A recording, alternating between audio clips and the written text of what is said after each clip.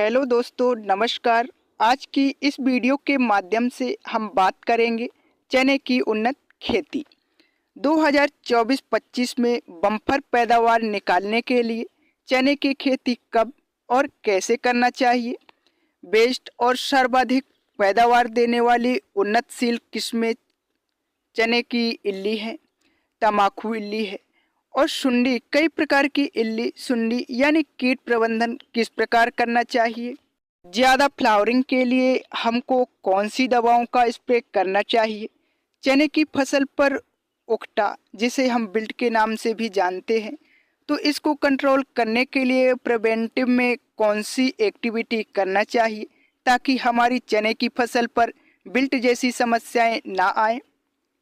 अधिकतम पैदावार निकालने के लिए कौन कौन सी गतिविधि करनी चाहिए। और आपने अक्सर देखा होगा कि चने की जो हाइट है वो बहुत ज़्यादा हो गई लेकिन फलों की संख्या ना आ पाई। तो हर एक जानकारी आपके साथ साझा करने वाले हैं, यानी चने की फसल पर फल फूल की संख्या कैसे बढ़ाएं, अधिकतम पैदावार कैसे निकालें, कौन सी दवाई से बीज उपचार करें ताकि अंकुरण और जर्मिनेशन अच्छा हो सके। चना एक ऐसी फसल है जहां सिंचाई के साधन बिल्कुल भी नहीं है, वहां पर भी आप चने की खेती कर सकते हैं। और चने की फसल के लिए यदि अच्छी मात्रा पर सिंचाई के साधन उपलब्ध हैं तो किस प्रकार आप अधिकतम पैदावार निकाल सकते हैं, हर एक जानकारी इस वीडियो के माध्यम से मिलने वाली है। तो चलिए शुरू करते हैं। चने की उन्नत खेती A to Z संपूर्ण जानकारी वीडियो थोड़ा लंबा जरूर होगा, लेकिन आपको काफ़ी इन्फॉर्मेशन इस वीडियो के माध्यम से मिलने वाली है। तो चलिए शुरू करते हैं। सबसे पहला जो पॉइंट है दोस्तों, वो है बेस्ट वैरायटी, उन्नतशील किस्में।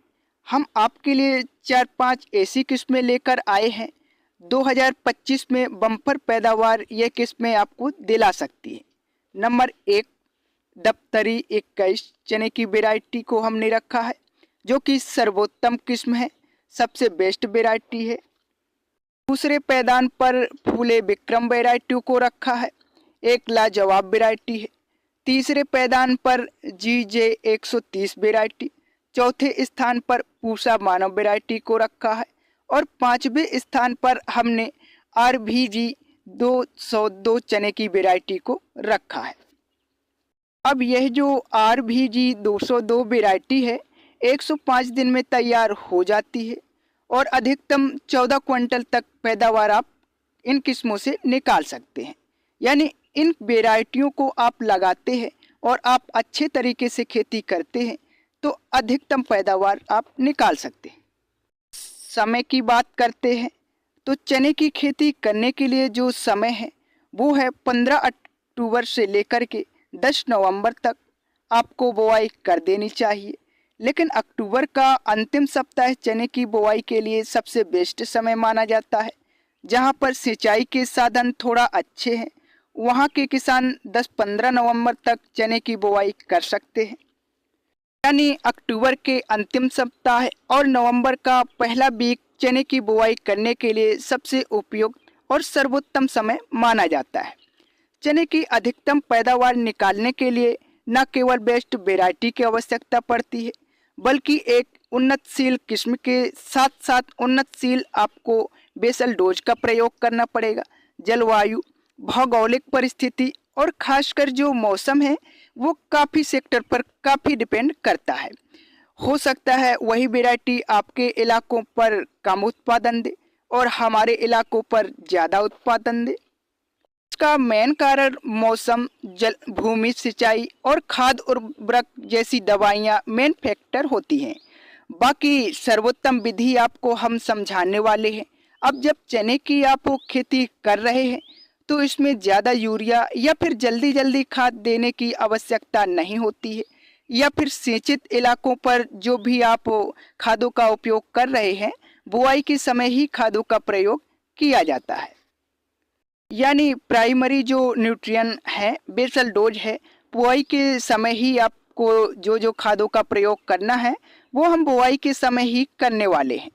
तो देखिए, बेसल डोज आपको जब प्रयोग करना है तो ऐसी कंडीशन पर कुछ इलाकों पर डीएपी की शॉर्टेज चल रही है, डीएपी खाद उपलब्ध नहीं है, तो कहीं पर एसएसपी तो कहीं पर एनपीके 12-32-16 उपलब्ध नहीं है। मान लीजिए आपके पास डीएपी खाद उपलब्ध है, तो ऐसी कंडीशन पर आपको 1 एकड़ में 50 किलोग्राम डीएपी उर्वरक खाद लेना है। एक अच्छी पैदावार निकालने के लिए 12-15 क्विंटल उत्पादन निकालने के लिए 50 किलोग्राम डीएपी आपको जरूर यूज करना है। इसमें नाइट्रोजन 18% और फास्फोरस 46% है। MOP muriate of potash 30 kilogram आपको लेना है 60% वाली। सल्फर जो बेंटोनेट सल्फर दानेदार में आती है, बेंटोनेट सल्फर 6 किलोग्राम। और सागरिका जो दानेदार आती है, सीविड स्टेक्ट 10 किलोग्राम बुआई के समय 1 एकड़ में प्रयोग आपको करना है। यदि एसएसपी वाला बेसल डोज आप यूज कर रहे हैं तो 20 किलोग्राम आपको यूरिया खाद लेनी पड़ेगी।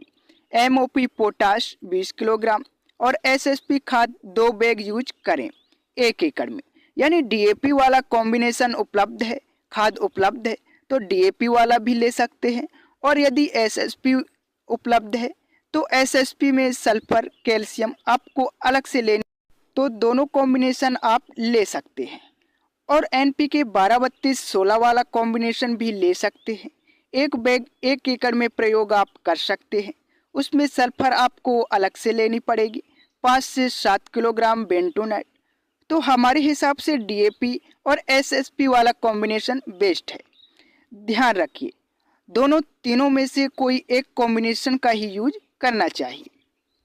डीएपी कॉम्बिनेशन वाले में हमने सागरिका ऐड करी है, जो कि पैदावार बढ़ाने में और उत्पादन को बढ़ाने में 4 चांद लगा देगी। और यदि आसानी से सस्ते में गोबर की खाद उपलब्ध हो जाए तो ट्राइकोडर्मा मिला करके गोबर की खाद 1-2 ट्रॉली इस्तेमाल कर देना, ताकि बिल्ट की समस्या ना आए। यानी गोबर की खाद में न्यूट्रिएंट तो है ही, लेकिन यदि आप इस खाद के साथ ट्राइकोडर्मा मिला करके प्रयोग करेंगे तो बिल्ट की समस्या नहीं आएगी। 1 एकड़ में 30 किलोग्राम से लेकर के 35 किलोग्राम सीड्स की रिक्वायरमेंट पड़ेगी। यानी चने के हिसाब से आपको बुआई करनी चाहिए। थोड़ा सा बड़ा दाना है तो क्वांटिटी थोड़ा सा बढ़ा सकते हैं। तो 1 एकड़ में 30 किलोग्राम सीड्स पर्याप्त होता है। कितनी दूरी पर हमको बुआई करनी चाहिए? तो लाइन से लाइन की दूरी एक अच्छा उत्पादन के लिए ज़्यादा से ज़्यादा ब्रांचेस, ज़्यादा से ज़्यादा फैलाव में पौधा बढ़े, तो इसके लिए लाइन से लाइन की दूरी 30 सेंटीमीटर, पौधे से पौधे की दूरी 10 सेंटीमीटर। और जो गहराई है, यदि असिंचित क्षेत्रों पर आप चने की खेती कर रहे हैं तो 7-8 सेंटीमीटर गहराई पर आपको चने की बुआई करनी चाहिए। अब बीज उपचार भी मेन फैक्टर है, क्योंकि अंकुरण जमाव अच्छे से हो और बिल्ट की समस्या ना आए, तो पहले आप एफवीआई पद्धति से बीजों का उपचार करते थे। यानी अलग अलग कीटनाशक, अलग अलग फंगिसाइड और अलग अलग बैक्टीरियल साइड हमको लेना पड़ता था। लेकिन अब मार्केट में ऐसे 3 धारी तलवारें, अब 3 एक प्रकार से कह सकते हैं कि एक ही शॉट में, एक बीज उपचार में 3 दवाई उपलब्ध है। यानी अलग से कीटनाशक, फंगिसाइड या फिर अलग से दवा लेने की आवश्यकता नहीं है। तो बेस्ट फंगिसाइड की बात करें, जो कि चने की फसल के लिए स्पेशल है, यूपीएल कंपनी की इलेक्ट्रॉन जो दवाई आती है, इससे बीजों का उपचार करें। 2 ml आपको दवाई लेनी है और 1 किलोग्राम बीजों का उपचार कर सकते हैं। यानी चने का बीज उपचार करना ही है तो ज़्यादा खर्च नहीं आएगा। 30 किलोग्राम बीजों को उपचार करने के लिए मामूली सा खर्चा आएगा, लेकिन जो रिजल्ट है वो बहुत ही अच्छे देखने के लिए मिलेंगे। तो कोई भी एक फंगिसाइड से, कोई एक दवाई से बीजों का उपचार आपको अवश्य करना चाहिए। बिल्ट की समस्या में काफ़ी हद तक कंट्रोल मिलता है। और बेकिसान भाई तो बीजों का उपचार जरूर करें जहां पर बिल्ट की समस्या बहुत ज़्यादा आती है। चने की फसल पर सिंचाई यानी इरिगेशन, चना एक ऐसी फसल है जो कि अनइरिगेशन यानी सिंचाई की आवश्यकता नहीं पड़ती है। लेकिन जिन इलाकों पर सिंचाई के साधन बिल्कुल भी नहीं है, वो भी चने की खेती थोड़ा गहराई में करें। 7 से 8 सेंटीमीटर गहराई पर आप बुआई करें। जिन किसानों के पास केवल एक सिंचाई के साधन है, वो किसान भाई थोड़ा सा 7 से 8 सेंटीमीटर गहराई में बुआई करेंगे। पहली सिंचाई फ्लावरिंग स्टेज से पहले ही सिंचाई आप कर सकते हैं, ताकि फूल और फलियों में दाने अच्छे से भर सकें। जिन किसानों के खेत में 2 सिंचाई तक उपलब्ध हो जाती है, कुएं में पानी घट जाता है लेकिन 2 सिंचाई हो सकती है, तो पहली सिंचाई बुआई के समय या फिर पलेवा करके और दूसरी सिंचाई फ्लावरिंग स्टेज पर करनी चाहिए। जिन किसानों के पास सिंचाई के साधन काफ़ी अच्छे हैं, तो वे किसान भाई सबसे जो पहला काम है कि पलेवा करके या फिर बुआई करके पहली सिंचाई और दूसरी सिंचाई आपको फ्लावरिंग स्टेज से पहले, ध्यान रखिए कि फ्लावरिंग स्टेज पर नहीं, फ्लावरिंग स्टेज से पहले, और तीसरे जो सिंचाई है जो फली स्टेज से पहले एवं फली स्टेज के जस्ट पहले आप पे सिंचाई कर सकते हैं। ध्यान आपको ये रखना है कि चने की फसल पर फ्लावरिंग स्टेज पर भूलकर भी सिंचाई नहीं करनी चाहिए। फूल की अवस्था में जब हमारी चने की फसल फूल में है और उस समय सिंचाई करेंगे तो फ्लावर ड्रॉपिंग की समस्या बहुत ज़्यादा हाइट हो जाएगी, पैदावार घट जाएगी। तो इसलिए सिंचाई पर विशेष ध्यान रखना चाहिए। सिंचाई आवश्यकता अनुसार करनी चाहिए और चने की फसल पर हल्की हल्की सिंचाई ही आपको करनी चाहिए।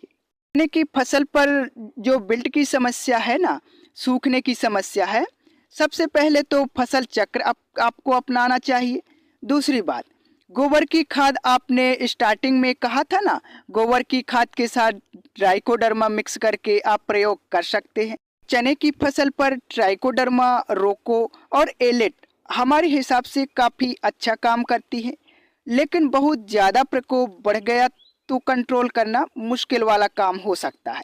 तो प्रिवेंटिव में जहां हल्का फुल्का बिल्ट दिखे, रोको फंगिसाइड आपको स्वेल एप्लीकेशन से और वायर की एलिट आपको स्प्रे के माध्यम से चला देना है कि यह एक ऐसे फंगिसाइड हैं जो जड़ों तक पहुंचने में माहिर हैं या फिर पहुंचने की क्षमता इन फंगिसाइड में रहती है। खरपतवार की रोकथाम, वैसे मार्केट में अब चने की फसल के लिए बेस्ट खरपतवार आ चुके हैं, लेकिन कहीं ना कहीं पैदावार घट रही है और चने की फसल को झटका आ जाता है। इसलिए सबसे बेस्ट जो तरीका है चने की फसल से जो खरपतवार ऊपर आ चुके हैं, वे किसान भाई लेबर मजदूरों की मदद से खरपतवार को बाहर करा सकते हैं। स्प्रे शेड्यूल, चने की फसल पर स्प्रे शेड्यूल हम समझ लेते हैं, क्योंकि चने की फसल पर चने की इल्ली, तमाकू इल्ली, सफ़ेद मच्छर, एफिड्स, माहू का प्रकोप हमको देखने के लिए मिलता है। बीमारी तो अलग अलग है, लेकिन इन सब को कंट्रोल करने के लिए आसान विधि समझते हैं रोकथाम की। फर्स्ट स्प्रे 25 से 30 दिन के आसपास की जब हमारी चने की फसल होती है, तो कहीं कहीं पर हल्की हल्की छोटी छोटी हरी इल्लियों का प्रकोप हमको देखने के लिए मिलता है। तो फसल को प्रोटेक्ट करने के लिए वायर कंपनी की सोलेमन या फिर इमिडाक्लोप्रिड और इमिडासाइप्रोथ्रिन का कॉम्बिनेशन आता है। मात्र 100 ml एट्राकोल 300 ग्राम और 19-19 500 ग्राम 2 लीटर पानी में घोल करके स्प्रे करना चाहिए। स्प्रे 50 से 60 दिन की जब हमारी फसल हो तो कोलेंट्रालिप्रोल 18.5% जो एससी फॉर्म में आती है, 60 ml टेबुकोनाजोल और सल्फर, क्योंकि चना एक दलहनी फसल है और दलहनी फसलों पर प्रोटीन की मात्रा बढ़ाने में सल्फर बहुत अच्छा काम करती है। तो चने की फसल में बुआई के समय सल्फर का प्रयोग आपको अवश्य करना चाहिए। 300 ग्राम आपको 1 एकड़ में प्रयोग करनी है। 05234 1 किलोग्राम और एक टॉनिक जो फ्लावर बूस्टिंग में मदद करेगी। एम्बिशन 200 ml 200 लीटर पानी में घोल करके स्प्रे करना चाहिए। हमारी चने की फसल 60 दिन के आसपास की है, बहुत ज़्यादा हाइट बढ़वाल हो रही है, तो 60 से 70 दिन में या फिर 65 दिन में प्लानोफिक्स 40 ml 0050 1 किलोग्राम, बोरोन 150 ग्राम 200 लीटर पानी में घोल करके स्प्रे कर दें पूरे 1 एकड़ में। सिंचित इलाकों पर वैसे तो खाद देने की आवश्यकता नहीं है, केवल बुआई के समय जो आपने खाद प्रयोग कर ली है, न्यूट्रिएंट्स धीरे धीरे उपलब्ध कराती रहेगी। लेकिन जिन किसानों के खेत में सिंचाई के साधन अच्छे हैं, तो सिंचित इलाकों पर आप एक खाद दे सकते हैं। कब? 30 दिनों के आसपास सोयल एप्लीकेशन से प्रयोग करना है। पीलापन दूर हो जाएगा, लेकिन बहुत अच्छी चाल बढ़वाल सब कुछ सही है तो खाद देने की आवश्यकता नहीं है। वैसे भी चने की फसल पर जड़ों के पास राइजोबियम की गांठें बन जाती है, जो कि नाइट्रोजन को ऑटोमेटिक मिट्टी से अपडेट कर देती है। ज़्यादा खाद देने की आवश्यकता नहीं है। प्रयोग तभी करना है जब बढ़वाल सही से ना हो रही हो, पीलापन जैसी समस्या देखने के लिए मिल रही हो, तभी टॉनिक का स्प्रे आपको करना चाहिए, खाद का प्रयोग करना चाहिए। बाकी 2 स्प्रे पर चने की फसल आ जाएगी। लाइफ साइकिल की बात करें तो चने की फसल जो लाइफ साइकिल है वेराइटी पर डिपेंड करती है। कुछ वेराइटी 90 से 95 दिन में तैयार हो जाती है, तो वहीं कुछ वेराइटी 130 से 135 दिन का समय भी लग जाता है। उत्पादन की बात करते हैं तो जो उत्पादन है, प्रोडक्शन है, यदि आप इस प्रकार व्यवस्थित तरीके से चने की खेती करते हैं तो 10 क्विंटल से लेकर के 15 क्विंटल तक पैदावार आप निकाल सकते हैं। वेराइटी पर भी डिपेंड करता है कि चने का उत्पादन 1 हेक्टेयर में 15 क्विंटल से लेकर के 40 क्विंटल तक पैदावार भी 1 हेक्टेयर से निकाली जा सकती है, यदि आप व्यवस्थित तरीके से खेती करते हैं, अच्छा डिस्टेंस रखते हैं और बढ़िया साफ सफाई रखते हैं, प्रॉपर न्यूट्रिएंट्स मैनेजमेंट चलाते हैं, तो आपको प्रॉफिट भी काफ़ी अच्छा होगा, उत्पादन अच्छा निकलने वाला है। ध्यान रखिए दोस्तों, चने की फसल में एक अच्छी पैदावार निकालने के लिए बेसल डोज में कंजूसी ना करें। बुआई के समय जो हमने खादों के नाम बताए हैं, कोई एक कॉम्बिनेशन डीएपी वाला कॉम्बिनेशन आप ले सकते हैं। यदि आप इस प्रकार बेसल डोज 1 एकड़ में प्रयोग करेंगे तो चने की फसल जो फलियां होती हैं उस पर प्रॉपर दानों का अच्छा भराव होगा। दानों की चमक, टेस्ट, स्वाद, क्वालिटी और वजन सब कुछ बढ़ने वाला है।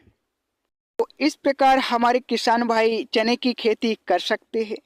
अब आपके एरिया में चने की सबसे ज़्यादा कौन सी वैरायटी लगाई जाती है और कितना तक उत्पादन आपने निकाला है, हमें और हमारे किसान भाइयों को